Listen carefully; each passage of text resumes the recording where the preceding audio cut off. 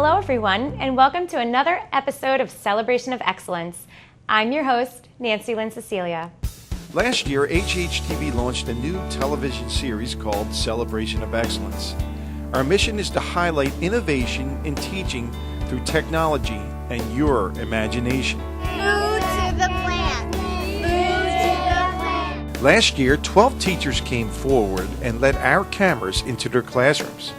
We covered a broad spectrum of lessons and effective teaching methods. Here are some examples of what we found.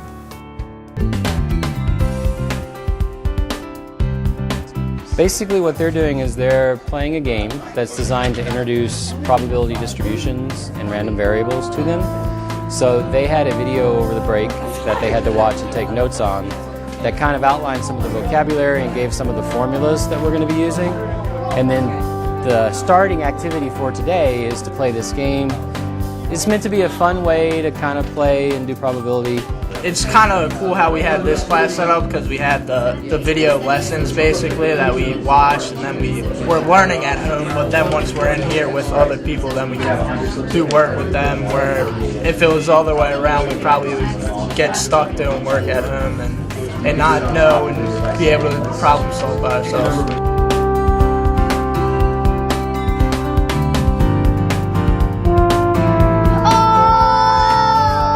We have this great resource, the Jarrett Nature Center, and we felt that it was being underutilized because we have the opportunity to get the kids out here a lot more often than they are able to come out on their own. So we designed fully facilitated field trips for each grade level that the teachers bring their kids and we run the field trip for them. So they get outside. All of the field trips are aligned to our Hatboro-Horsham curriculum standards.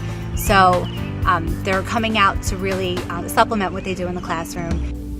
High school teacher Sue Ellen Thomas also utilized the JNC for her environmental science class. There are like microscopic organisms in there, and we have to put them under a microscope, and then we can test to see which sensitive ones are in there, because the more sensitive ones you have, the better the health of your water.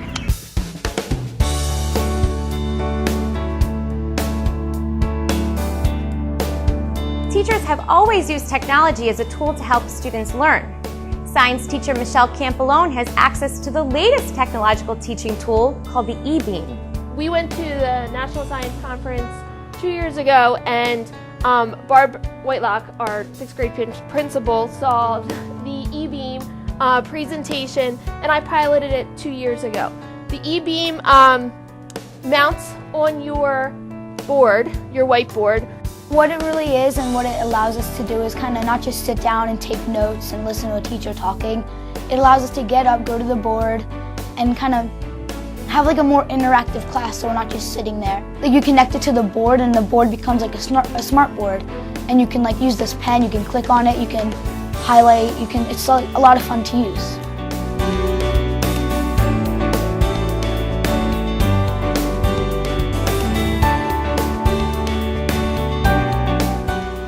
In the early morning hours, twice a week, children from the Hollowell Elementary School get into shape by participating in a variety of fun activities that promote physical fitness. We try to keep it the same for the week, or a month. Last year what we did was we had like hockey month, so for the 4 weeks we played hockey outside and we were lucky with the weather.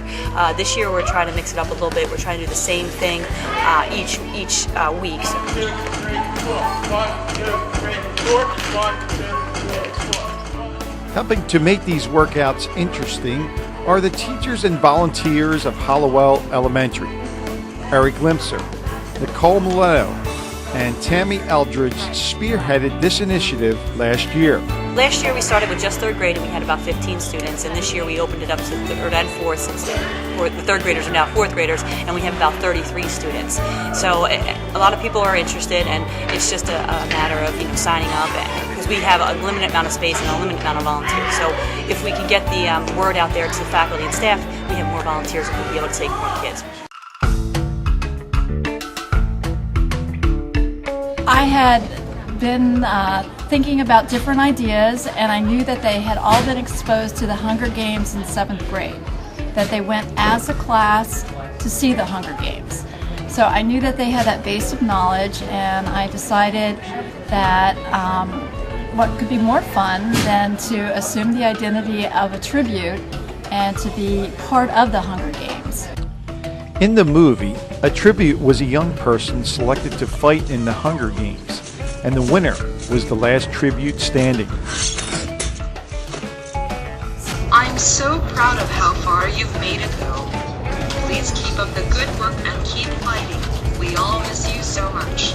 The little people talking, we're sending those off to our favored tribute as like words of encouragement. They're homesick, trying to make them feel better, but for the most part we're talking about us. Teacher Laura Davis used the story of the Hunger Games to help her students become better writers.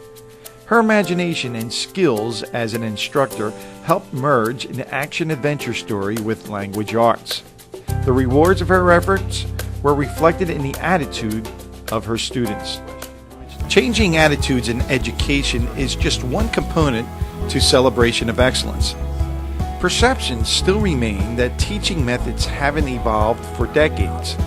Celebration of Excellence changes that old school perception of what happens in the classroom by highlighting the innovation our teachers demonstrate every year. We look forward to another opportunity of highlighting your accomplishments in the coming school year. Celebration of Excellence is ready.